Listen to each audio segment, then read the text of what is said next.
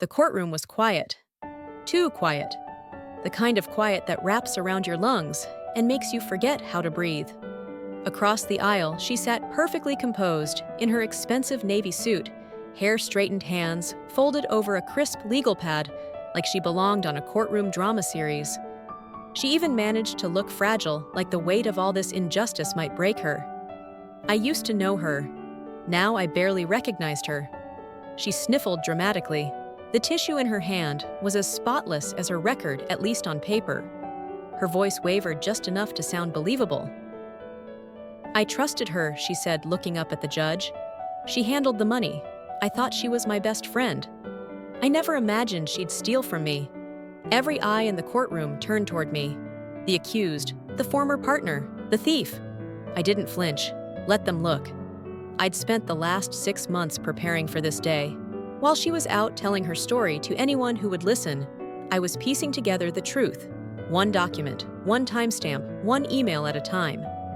Her attorney, a man with silver cufflinks and a voice like a velvet thread, stood with theatrical ease. "No further questions, Your Honor." The judge nodded, then turned to me. "Ms. Miller, do you have anything you'd like to present before we proceed?" I swallowed. Calmly, deliberately, "Yes, Your Honor." I stood, walked to the table, and handed the court clerk a small flash drive. "May I approach the bench?" He nodded. I stepped forward. "This contains copies of financial records, signed email exchanges, and internal messages that directly contradict the plaintiff's sworn testimony," I said, including a document in her handwriting confirming every transaction she now claims I hid. The judge took the drive without a word, plugged it into the court computer. Silence stretched. Seconds passed like years. Her face didn't move, but her eyes, they shifted. Once to the screen, once to me, then back down. She knew. The judge leaned back after reviewing the documents. He turned toward her, slowly, steadily. "Ms. Carter," he said, voice cool but unshaking, "I've read every word, I've seen every receipt, and I know exactly what happened here." The room held its breath. "I will be referring this matter for review under perjury and fraudulent civil complaint statutes," he continued. "Because what you've done, this story you've spun, is not just dishonest, it's criminal." Gasps rippled through the courtroom. Her mouth opened, but no words came out. I didn't smile. I didn't cry. I just sat down. Because this wasn't triumph. This was truth finally speaking for itself. And I didn't need to say a thing. 10 years ago, if you had asked me who my ride or die was, I would have said her name without hesitation, Melissa Carter. We met during our sophomore year at the University of Washington, 2 business majors with too much caffeine and not enough sleep. She was bold, charismatic, the kind of person who could sell anything and usually did. I was quieter, detail-oriented, the kind of person who double-checked the numbers twice before anyone asked. We were a good team. After college, we decided to build something of our own. A boutique branding studio for small businesses, logos, websites, ad campaigns, the whole package. I handled the creative direction, the contracts, the execution. Melissa handled the clients, the networking, the money. It worked. For a while, we rented a tiny office above a bakery that always smelled like cinnamon rolls.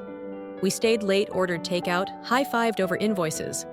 It wasn't glamorous, but it was ours. When we landed our first $20,000 contract, we screamed in the stairwell like kids. When our client list hit double digits, we toasted with cheap wine in plastic cups. She used to call me her anchor. I called her my voice. And for a few years, we were both right. Then things changed. It started small. One day, I noticed a vendor payment hadn't cleared. Melissa said the client was late. A week later, the vendor called me directly. They'd never received anything. I brought it up. She said, "Oh, must have been a banking error. I'll fix it." Next came the personal charges. A dinner with a client that never showed up on the schedule. A subscription to a software I never used. A travel expense for a trip I didn't take. She always had an answer. Always smooth. Always confident. "You worry too much," she'd say. "That's why I do the talking and you do the drawing." I didn't press, not at first. I wanted to believe her. I wanted to protect what we'd built. I didn't want to be that partner, the one who questions every move. But eventually, I couldn't ignore it anymore. So I dug. Quietly. I printed bank statements. I cross-referenced invoices with deposits. I pulled payment receipts. I even checked timestamps on Dropbox uploads. And there it was. Tens of thousands of dollars in unexplained withdrawals. Fake expenses billed to the company. Payments rerouted to an account I didn't recognize. My stomach dropped. I didn't confront her right away. I consulted a lawyer, showed him the documents, asked what my options were. He said, "You need to protect yourself, and fast." That night, I typed up a separation proposal, a clean exit, no police, no drama. Just dissolve the partnership, split what we had left, and walk away. She didn't respond. 2 days later, I got a knock on my apartment door. I was being sued. Embezzlement, fraud, breach of fiduciary duty. Her lawsuit painted me as the villain, claimed I had used our business account like my own personal wallet, claimed I locked her out of company systems, claimed I had erased records to cover my tracks. It was a performance worthy of an award, and I was the target. Friends disappeared. Mutual clients backed out. People whispered behind my back. Some even blocked me. I lost projects. I lost sleep. I lost 10 pounds from the stress. But I didn't lose my grip on reality. I knew the truth, so I started building a new kind of case, not to countersue, but to defend myself with everything I had. I organized every email Melissa ever sent me. Every approval, every payment record, every "thanks you rock" she casually tossed my way after I finished client work. I traced the paper trail she never thought I'd follow. I even found a series of Slack messages where she jokingly said, "If I fudge the books, you'll cover for me." Right back then, it seemed like harmless sarcasm. Now, it was a brick in my defense wall.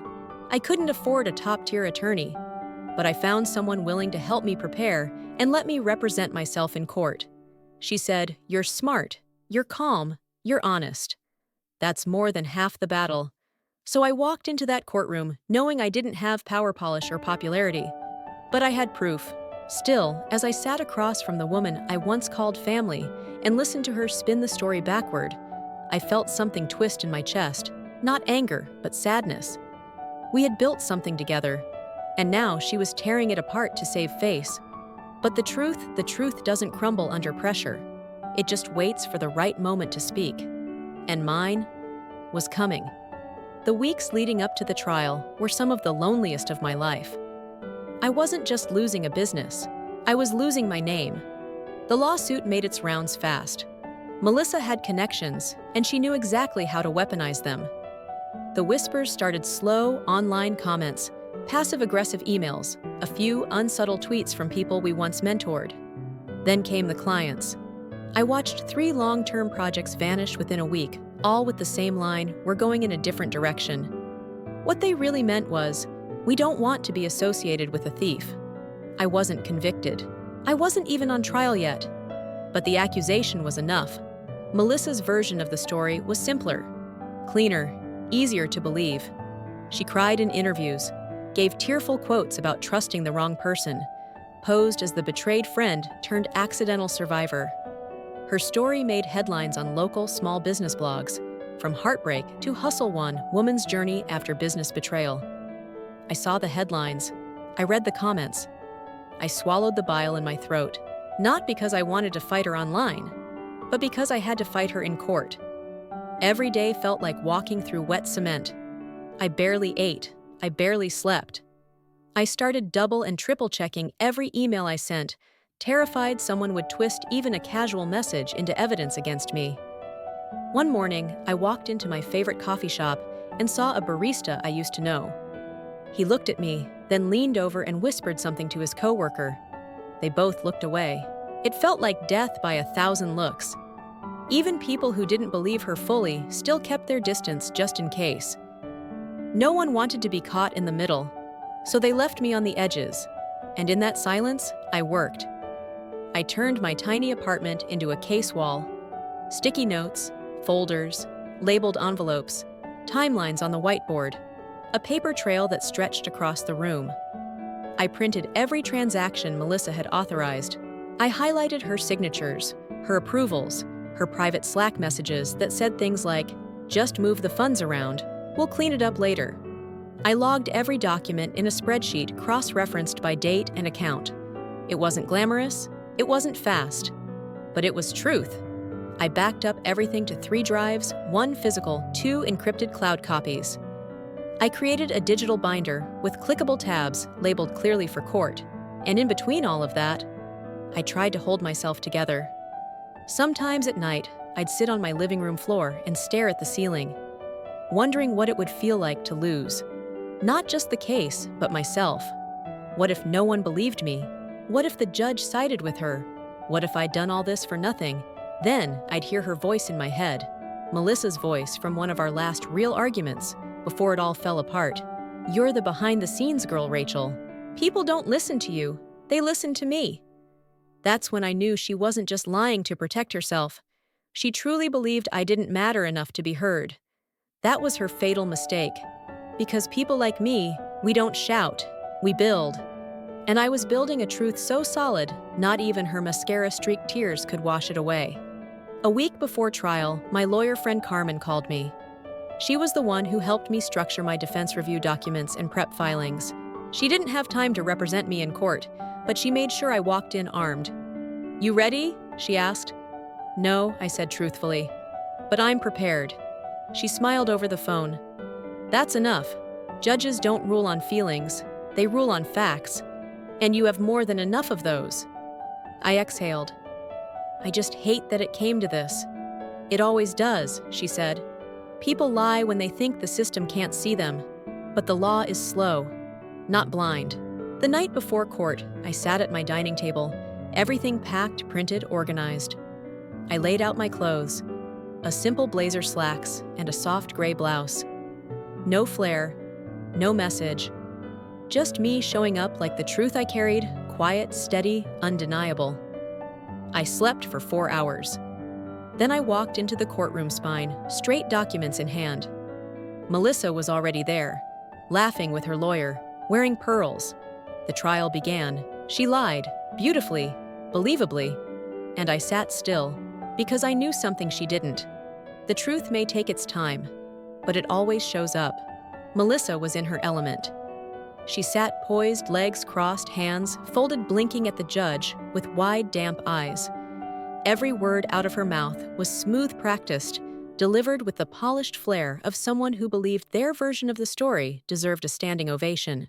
"My partner," she said, gesturing vaguely toward me, without ever using my name, withheld funds, refused to show documentation, and left me no choice but to pursue legal action. I trusted her, and I was betrayed. The judge nodded slowly, making notes. Her attorney rose and presented their evidence, a handful of bank statements, printed in dramatic red ink, cropped to show only withdrawals made in my name, conveniently missing the context.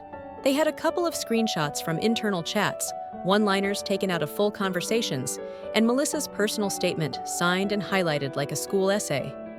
I stayed silent. I let them talk, because I knew what was coming.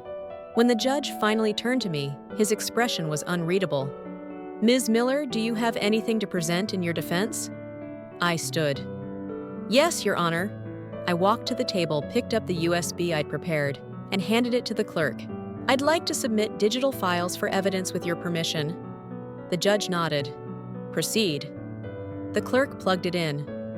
The courtroom lights dimmed slightly as the screen lit up with my folder structure meticulously labeled Client Invoices, Signed Bank Reconciliation, Melissa Approvals, Slack Logs, Full Context. The judge opened the folder marked Melissa Approvals. There they were, dozens of emails. Messages from Melissa, authorizing payments, confirming project bonuses, even thanking me for handling the messy money stuff. Next folder, Slack Logs. He clicked one labeled May 2021. "Just move the money LOL." And read aloud, "Can you just shuffle the funds from the client account to cover the vendor? For now, I'll replace it after my trip. Just use the main account, no one checks." Melissa shifted in her seat. Her lawyer objected. Contextual relevance, the judge raised his hand. Overruled. This is direct evidence of financial activity, authorized by the plaintiff. Next, the judge opened the bank reconciliation file, a side-by-side chart I'd created showing actual client invoices payments received and where the funds were transferred. Highlighted were the transactions Melissa now claimed she didn't know about. All of them had her initials, her approvals, her timestamps. The silence was deafening. Melissa's face went from confident to pale. Her hands trembled slightly as she reached for a tissue that this time she actually needed. The judge looked at her, then at me. "Ms. Miller," he said slowly, "this documentation is detailed and thorough. Was this provided to the plaintiff during discovery?" "Yes, Your Honor. Via certified mail." "I have the receipt in the back of the binder." I handed it to the clerk. The judge took a long breath. Then he turned to Melissa. "Miss Carter, this court has reviewed your testimony, your submitted documents, and now this new evidence. It is clear that your claims lack credibility and in several instances appear intentionally misleading." Her lawyer tried again. "Your Honor, perhaps we could—" The judge didn't even let him finish. "This borders on perjury," he said firmly, "and I will be referring this case for review. Ms. Miller, the court finds no fault on your part. You are hereby cleared of all accusations. Case dismissed." Melissa opened her mouth, but no sound came out. It was over. Not with yelling, not with gloating, just with a single sentence from someone who had finally seen everything. I didn't cry. I didn't smile. I gathered my things, nodded respectfully to the judge, and walked out of that courtroom with my spine straight and my truth intact. Outside, the air felt different, lighter, sharper, like I could finally breathe in full again. Melissa stayed behind. She had paperwork to explain, and maybe a few questions from the court she never thought she'd have to answer. That evening, I made tea, sat by my window, let the silence wrap around me like a warm coat. I didn't need applause. I didn't need revenge. I just needed to not be afraid of my own name anymore, and that finally was mine again. It took a while for the noise to die down. After the court ruling, some people who had ghosted me started trickling back, liking posts again, sending awkward, "How are you?" messages pretending they hadn't turned their backs when I needed them most. I didn't respond to most of them, not because I was bitter, because I had moved on. The truth had been seen, heard, stamped and filed in court records. And while it hadn't erased the pain or the scars, it had done something better. It had freed me. For months, I had walked with my head down, afraid of what people thought when they saw me, wondering if I'd ever feel like myself again. But now, I could walk into a room and breathe. Not because I had won a court case, but because I had stood my ground quietly, completely, and without becoming the thing she accused me of. I never stooped to her level. I never lied. I never twisted the story to make myself look better. I just held on to the facts, to my values, to who I knew I was before she started rewriting my name in the mouths of strangers. That's what no one tells you. When someone lies about you, the worst part isn't the story. It's the silence from the people who should have known better. But silence teaches you something. It teaches you to trust your own voice. I don't hate Melissa. I don't think about her much now, to be honest. If I do, it's only to remind myself how far I've come and how far I'll never fall again. I used to think being right would feel loud, like fireworks or thunder. But it's not. Being right, being vindicated, feels quiet. Like the moment the wind stops after a long storm. Like walking barefoot in your own home again after someone tried to steal it out from under you. I share this story not for pity, not even for applause. I share it for you, for the woman out there who's been called a liar when she was telling the truth, for the woman who's been betrayed by a friend, a partner, a family member, and told to let it go because the truth was too messy, for the woman who kept receipts, kept calm, and kept quiet because she knew the truth would rise when the noise settled. You're not weak, you're not invisible, and you are not alone. Have you ever been falsely accused, betrayed, made to feel small by someone who once called you a friend? I want to hear your story. Because the courtroom may have closed, but stories like ours, they're still being written. Drop your truth in the comments. Let the world hear what they tried to bury. Because the most powerful thing a woman can do is tell the truth and survive it.